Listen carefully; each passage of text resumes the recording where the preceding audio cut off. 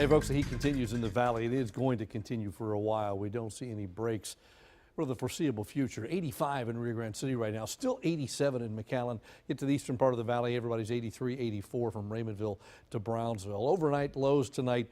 Some places won't get below 80 degrees again, about 80 in Westlaco, a little cooler, 78 in Harlingen, 82 degrees at the beach. And then tomorrow, look at these highs, 106 in Rio Grande City, 105 in McAllen, Edinburgh up to 103, lots of places at 100, then a little cooler in Brownsville at 98, and then South Padre Island topping out at about 89 degrees tomorrow afternoon. But it will be another very warm day. Heat advisories likely, because not only is the temperature 100 to 105, but you have the humidity in, feels like 110 or so. You look at the next 3 days, our average high for this time of year is 96. We're going to be 100 tomorrow, 102 Sunday, 104 Monday. Those are records, both Sunday and Monday, and we're still going up. That's what's amazing. It was hot enough today, and it's going to be even hotter the next 2 or 3 days. Is it unusual for this time of year? Well, to be 100 is not all that unusual, but to be 104, that's kind of off the chart because we usually don't get that hot because of the sea breeze kicking in the afternoons, and sea breeze not doing much good.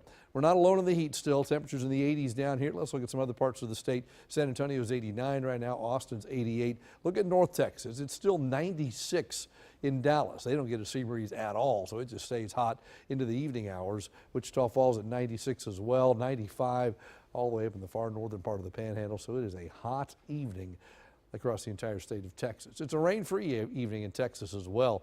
Push the map back and try to find any showers, and there's just nothing anywhere near here. So let's look. The high still in control. The same high, been in control all week, and it's going to actually build into Texas over the next few days, and the atmosphere is going to dry out even more. Now, it's humid here at the surface, down here where we live, but you get a little bit above that, and the air just dries out, and dry air can really heat up in a hurry, and it ends up really, really hot, and it's likely to stay that way for a while. The high meanders back to the west a little bit early next week. Models still arguing about what's going to happen with this low in the southeast. Some of them bring a little piece of that our direction, but that doesn't seem to be the consensus. In fact, that seems like one of many possibilities and one of the least likely possibilities. That means we just stay hot.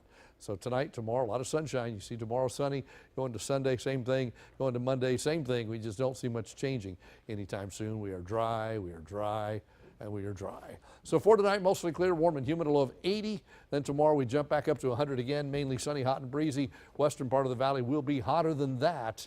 That's an average. Near the coast, a little cooler. If you're in McAllen and westward, you'll probably be more like 103, 104, and it goes up from there. Sunday is warmer, Monday warmer yet. We're stair-stepping back down next week, but new runs of the models tonight saying that may not happen. They're saying we may stay in that 102 range all the way into the end of next week if we don't get any more moisture in here. So if that happens, it's a what you see is what you get forecast. Yeah.